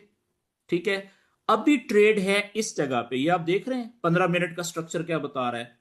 अब ये इसने लो बनाया है एक। ठीक है ना, पहले इसने एक लो ये बनाया था 15 मिनट में, और ये लो इसने ब्रेक किया है, देखें यहां पे 15 मिनट के स्ट्रक्चर में नीचे की तरफ। तो आपको सबसे पहले क्या करना चाहिए था कि जैसे ही ये 15 मिनट के स्ट्रक्चर में ये वाला जो लो था ना, ये वाला लो, ये जैसे ही ब्रेक हुआ था नीचे की तरफ, तो आपको अपना स्टॉप लॉस ऊपर से नीचे लाना चाहिए था और इसको ब्रेक इवन पे कर देना चाहिए था यहां पे। ठीक है, कि अब आपकी ट्रेड जो थी वो नो प्रॉफिट नो लॉस पे थी। अब देखिए आपका स्टॉप लॉस पहले यहां पे था ना ऊपर, अब आपने स्टॉप लॉस बिल्कुल ब्रेक इवन पे कर दिया। क्यों? क्योंकि अब एक चीज को आपने इंश्योर कर लिया है कि अब अगर यहां से प्राइस वापस ऊपर जाती है ना, आपके स्टॉप लॉस को हिट करती है, तो आपकी ट्रेड तो क्लोज हो जाएगी लेकिन आपको नुकसान नहीं होगा। स्टॉप लॉस हिट हो जाएगा आपका लेकिन आपको लॉस नहीं होगा। क्यों? क्योंकि आपने वो स्टॉप लॉस जो पहले ऊपर था उसको अब आपने ब्रेक इवन की जगह पे ले आए हैं, जिस जगह से आपने ट्रेड ली थी। ठीक है, अब थोड़ी देर के बाद देखें कि ये प्राइस नीचे गई, इसने ये पिछला जो लेवल 15 मिनट का स्ट्रक्चर का ब्रेक किया था उसी से सपोर्ट ली, और फिर देखें ये लो भी इसने ब्रेक कर दिया यहां से। तो अब इसका स्ट्रक्चर का लेवल ये बन गया ना, देखें ये मैंने मार्क किया हुआ है कंफर्म लोअर हाई 15 मिनट का। ठीक है, तो अब जैसे ही प्राइस नीचे गई थी तो आपको चाहिए था कि अब आपका स्टॉप लॉस और नीचे आ जाता, ये इस जगह पे, यहां पे कंफर्म लेवल से थोड़ा सा ऊपर। ठीक है, यहां पे अब आप देखें कि आप अच्छे खासे प्रॉफिट में आपने स्टॉप लॉस लगा दिया है। अच्छा, और अब नीचे चलेगी प्राइस, ठीक है ना, फर्ज करें इधर पहुंच गई, तो आप इससे भी छोटे टाइम फ्रेम में आ जाएं, 15 मिनट में इधर देखें कि रास्ते में कोई हाई बना हुआ है 5 मिनट के स्ट्रक्चर में। ठीक है, अब आप देखें ये 5 मिनट के स्ट्रक्चर में ये एक इसने हाई बनाया था, दो कैंडल्स ने यहां पे बीच में, और फिर उनको भी तोड़ के नीचे आ गई थी। तो अब आपने क्या करना था कि अब आपने स्टॉप लॉस अपना नीचे यहां पे ले आना था। टीपी उधर ही है, ठीक है ना, लेकिन आप स्टॉप लॉस ऊपर से उठा के उसमें मॉडिफाई करके स्टॉप लॉस की जगह ये कर दी। अब फर्ज करें इधर से की से नीचे से प्राइस ऊपर जाती, आपकी टीपी हिट नहीं हुई अभी, फर्ज करें यहां से वापस ऊपर जाती, तो स्टॉप लॉस आपका यहां पे है, वो आधे रास्ते में प्रॉफिट में लगा हुआ है। अगर यहां पे स्टॉप लॉस हिट होता, आपकी ट्रेड क्लोज हो जानी थी, तो यहां से लेके यहां तक का जो प्रॉफिट है वो आपको फिर भी मिल जाना था। तो इस तरीके से आप अपनी ट्रेड को मैनेज करते हैं। इसको कहते हैं ट्रेलिंग स्टॉप लॉस। यानी जैसे जो जो आपकी ट्रेड प्रॉफिट में जाती है तो आप छोटे टाइम के स्ट्रक्चर के मुताबिक उससे ऊपर, ठीक है ना, थोड़ा सा रेजिस्ट, सेल की ट्रेड में छोटे टाइम के स्ट्रक्चर की रेजिस्टेंस के ऊपर स्टॉप लॉस लगाते चेंज करते रहते हैं, नीचे लेके आके फिर कोई जो जो भी रेजिस्टेंस बनती है ना नीचे जाते हुए छोटे टाइम फ्रेम में, उसके थोड़ा सा ऊपर लगा देते हैं। ठीक है, तो इस तरीके से आप अपने स्टॉप लॉस को, यानी कि लॉस से पहले ब्रेक इवन पे लेके आते हैं, फिर आहिस्ता आहिस्ता जो जो आपकी ट्रेड मजीद प्रॉफिट में जाती है तो आप अपने स्टॉप लॉस को प्रॉफिट में एडजस्ट करते रहते हैं, ताकि मिनिमम जो प्रॉफिट है उसको आप सिक्योर करते रहें। मेरी बात समझ गए हैं? और इस तरह से बाज़ औक़ात क्या होता है कि जो ट्रेंड की ट्रेड होती है वो आपकी टीपी लाजम हिट हो जाती है फिर। ठीक है, क्योंकि आप सिक्योर होके खेल रहे होते हैं, नो आपके जहन में लूज करने का तो खौफ होता ही नहीं है। ठीक है, तो ये चीज बड़ी इंपॉर्टेंट है। इसी तरीके से अगर आपने बाय की ट्रेड ली हुई है, ठीक है, तो जाहिर सी बात है ट्रेंड के और नॉलेज के मुताबिक ली है ना। अगर आप देखें यहां से आपने बाय की ट्रेड पकड़ी थी, ये इस जगह से ऊपर उठते हुए फॉर एग्जांपल, ठीक है, इधर से आपने बाय की ट्रेड पकड़ी थी, तो अब रास्ते में लेट्स से कि आपने इधर से कहीं से कंफर्मेशन मिली थी और बाय की ट्रेड पकड़ ली। अब रास्ते में आपको ये अभी स्टॉप लॉस आपका इधर था यहां पे, तो टीपी आपकी थी लेट से इधर कहीं पे ऊपर आपने टीपी लगाई हुई थी। ठीक है, अब जैसे ही ये ट्रेड आपकी यहां से प्रॉफिट में गई ना छोटे टाइम फ्रेम के स्ट्रक्चर में इधर ऊपर, आपने सबसे पहले ये किया कि अपना स्टॉप लॉस को उठा के आपने ब्रेक इवन पे कर लिया, यानी कि अब अगर आपका स्टॉप लॉस हिट भी हो जाए तो आपको लॉस ना हो, आपकी ट्रेड लॉस में ना कटे। फिर जैसे ही आपने देखा, ठीक है, कि जी पहले 15 मिनट पे आ जाएं, कि जैसे ही 15 मिनट में स्ट्रक्चर में, ठीक है, 15 मिनट के चार्ट में कोई रेजिस्टेंस डेवलप हो गई है, देखें ये रेजिस्टेंस यहाँ पे डेवलप हुई है 3-4 कैंडल्स की, और उस रेजिस्टेंस को ये निकल के ऊपर ले गई है। ठीक है, कैंडल निकली तो आपने अपना स्टॉप लॉस इधर से हटा के ऊपर थोड़ा से प्रॉफिट में ले जाना है, ये जो रेजिस्टेंस थी, ठीक है ना, इसके नीचे, सॉरी स्पोर्ट के नीचे, थोड़ा सा ऊपर जाते हुए स्पोर्ट के नीचे। अब देखें ऊपर गई तो आपने ये इस स्पोर्ट के नीचे थोड़ा सा अपने स्टॉप लॉस को यहां पे ले आए।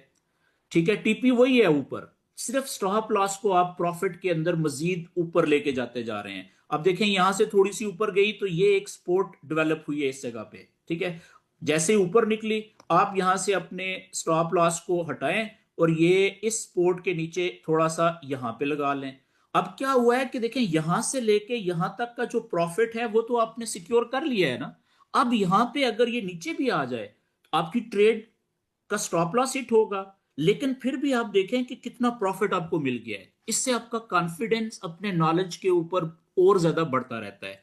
इस चीज को, इस टेक्निक को कहते हैं कि आप अपने ट्रेड को कैसे मैनेज करते हैं, ठीक है, ट्रेड मैनेजमेंट। अच्छा, फिर एक और टेक्निक, क्या वो मैं पहले आपको डिटेल में बता चुका हुआ हूं कि मिसाल के तौर पे यहां से नीचे से आपने ट्रेड ली थी 10 सेंट की, ठीक है, आपने जो या 2 सेंट की आपने ली थी, ठीक है, लॉट के। अपना साइज आपने रिस्क 1% से ज्यादा नहीं लेना, वो हम पहले बात कर चुके हुए हैं। तो अकाउंट बड़ा था, आपने ट्रेड ले ली थी नीचे से लेट से 10 सेंट की, ठीक है। यहां से जिस वक्त आप बाय की ट्रेड में इंटर हुए थे तो 0.10 की आपने ट्रेड ली थी, ठीक है। जिस वक्त यहां पे पहुंचे ना, तो अब आप चाहें तो आधी ट्रेड क्लोज कर सकते हैं।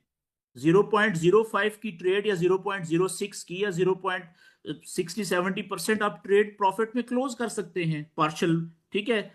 और बाकी का जो है वो स्टॉप लॉस प्रॉफिट में रख दें इधर, और बाकी टीपी को वेट कर लें, या टीपी हिट हो जाएगी या स्टॉप लॉस हिट हो जाएगा तो फिर भी लॉस तो नहीं होना ज्यादा, तो आप ट्रेड काट चुके हुए हैं प्रॉफिट में। मेरी बात समझ गए? तो ये सारी चीज जो है आखिर में मैंने यहाँ पे लगाना है जी, क्या, upload documents, proof of residence का डॉक्यूमेंट, ठीक है। ऐसा डॉक्यूमेंट लगाना है कि या तो मेरा कोई यूटिलिटी बिल मेरे नाम पे आता हो कहीं पे भी, ठीक है, उसकी पिक्चर बना के मैं यहाँ पे अपलोड कर दूंगा, फाइल अपलोड कर दूंगा। अगर मेरे पास यूटिलिटी बिल नहीं है, ठीक है ना, तो फिर भी परेशान होने की जरूरत नहीं है। आप अपने आईडी कार्ड के जो बैक साइड की पिक्चर है वो यहाँ पे अटैच कर सकते हैं। जैसे आप देखिएगा, मैं यहाँ से अपने आईडी कार्ड की बैक साइड की पिक्चर मैंने यहाँ पे अटैच कर दी है और सबमिट करूंगा।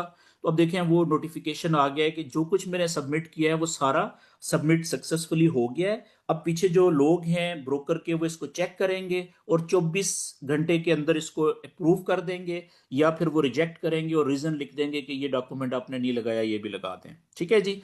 ये हो गया जी। अच्छा, केवाईसी डॉक्यूमेंट्स मैंने आपको तरीका बता दिया है, सिंपल है बहुत। इसी तरीके से आप अपना पेमेंट मेथड ऐड कर सकते हैं। उसके बाद ये देख रहे हैं पेमेंट मेथड, ठीक है। पेमेंट मेथड पे क्लिक करें और यहाँ पे ऐड पेमेंट मेथड पे क्लिक करें। आगे आप क्रिप्टो में या फिएट, फिएट का मतलब होता है बैंक, ठीक है ना, बैंक में जो बैंकिंग सिस्टम जो होता है, बैंक अकाउंट वगैरह, उसको फिएट करेंसी कहते हैं, यानी कि कागजी नोट, ठीक है। और आप लेट से बैंक ऐड करना चाह रहे हैं तो फिएट, और नेक्स्ट स्टेप क्लिक करें। उसके बाद बैंक पे क्लिक करें, फिर नेक्स्ट स्टेप पे क्लिक करें, और यहां पे आपसे वो मांग रहा है आपके बैंक की डिटेल, ठीक है। यूएसडी की जगह आप अगर पाकिस्तान में है तो पीकेआर, क्योंकि आपका बैंक पीकेआर में है पाकिस्तानी बैंक के साथ। और आपके बैंक का नाम क्या है वो लिखें यहाँ पे कुछ भी, ठीक है, जो भी आपके बैंक का नाम है। और अपना अकाउंट नंबर लिखें यहाँ पे, ठीक है। जैसे मिसाल के तौर पे ये मेरा अकाउंट नंबर है, और यहाँ पे नीचे, सॉरी, ऊपर अकाउंट नंबर की जगह वो अकाउंट नेम मांग रहा है कि जो भी मेरे बैंक में मेरा अकाउंट के अंदर नाम है, ठीक है जी, ये मेरा नाम है बैंक में अकाउंट पे। और मेरा जो यहाँ पे जो अकाउंट नंबर लिखा हुआ है ना, यहाँ पे याद रखें कि आपने आई या तो अकाउंट नंबर लिखें पूरा, ठीक है। मिसाल के तौर पे मेरा ये अकाउंट नंबर है मेरे बैंक का, और नीचे मैंने आई बैन नंबर लाजम देना है, ठीक है ना, जो मेरा चेक बुक के ऊपर लिखा हुआ है पूरा अकाउंट नंबर के नीचे, या मेरी बैंक स्टेटमेंट जो आती है उसके ऊपर लिखा हुआ है आई बैन। अगर आई बैन में नहीं लिखूंगा ना यहाँ पे आईएफएससी की जगह पे या ऊपर अकाउंट नंबर की जगह पे, तो मेरा ये रिजेक्ट हो जाएगा, ठीक है, वो अप्रूव ही नहीं करेंगे अकाउंट्स वाले। तो मैंने यहाँ पे अपना आई बैन नंबर पूरा लिखना है यहाँ पे, ठीक है, जो भी मेरे बैंक अकाउंट के साथ आता है चेक बुक के ऊपर लिखा हुआ है, ठीक है जी। वो मैंने यहाँ पे आई बैन अपना पूरा लिखना है, फिर नेक्स्ट स्टेप पे क्लिक कर देना है। और नेक्स्ट स्टेप पे वो क्या मांग रहा है, वेरिफिकेशन डॉक्यूमेंट। वो कह रहा है कि जो आपने ये अकाउंट डिटेल बैंक की डाली है, इसकी कोई तस्वीरी सबूत लगाएं, ठीक है, पिक्चर प्रूफ लगाएं कि मिसाल के तौर पे चेक बुक मेरी हो, उसकी मैं तस्वीर यहाँ पे अपलोड कर दूं, या मेरी बैंक स्टेटमेंट का जो पहला पेज होता है जिसपे मेरा नाम, अकाउंट नंबर, आई बैन नंबर, बैंक का नाम लिखा हुआ है, वो पिक्चर लेके स्क्रीनशॉट लेके साइडें क्रॉप करके मैं यहाँ पे अपलोड कर दूंगा। ठीक है, लेट्स से कि मेरे पास ये यहाँ पे पड़ी हुई है, ओके जी, ये वाली। ठीक है, ये मैंने अपलोड कर दी इधर। तो मैं सबमिट करूंगा तो वो नोटिफिकेशन आ जाएगा कि आपके सारा कुछ सबमिटेड है, ये सारी इंफॉर्मेशन वो कह रहा है आपने सबमिट कर दी है। तो अकाउंट्स वाले देखेंगे और 24 घंटे के अंदर मेरा, अभी देखें ये बैंक जो है मैंने सबमिट कर दिया है लेकिन पेंडिंग आ रहा है। ठीक है, तो जैसे ही वो उसको रिव्यू करेंगे अकाउंट्स वाले, और अगर कोई चीज़ ज़रूरत नहीं होगी तो वो इसको अप्रूव कर देंगे। जब ये अप्रूव हो जाएगा तो जब मैंने पैसे विदड्रॉ करने हैं तो फिर देखें मैं इसी डैशबोर्ड अकाउंट में आके इस विदड्रॉ पे क्लिक करूंगा। ठीक है, जैसे ही विदड्रॉ पे क्लिक करूंगा यहाँ पे मैं अपना फंडिंग अकाउंट या ट्रेडिंग अकाउंट या पार्टनर अकाउंट कहीं से भी मैं उसमें ट्रांसफर कर सकता हूँ अमाउंट, और सबमिट और विदड्रॉ लग जाएगा। ठीक है, अभी क्योंकि वो अप्रूव नहीं हुआ विदड्रॉल मेथड तो इसलिए वो ऑप्शन नहीं आ रहा, वरना यहाँ पे बैंक का ऑप्शन आ जाता है जैसे अप्रूव होगा। ठीक है जी, यहाँ तक जी बात मेरी होगी ख़त्म। आज की वीडियो होगी लंबी काफ़ी, तो अब मैं वीडियो रिकॉर्डिंग करता हूँ बंद। इसके बाद अगर आपकी कोई क्वेश्चंस हैं तो आप अपने क्वेश्चंस कर सकते हैं जी।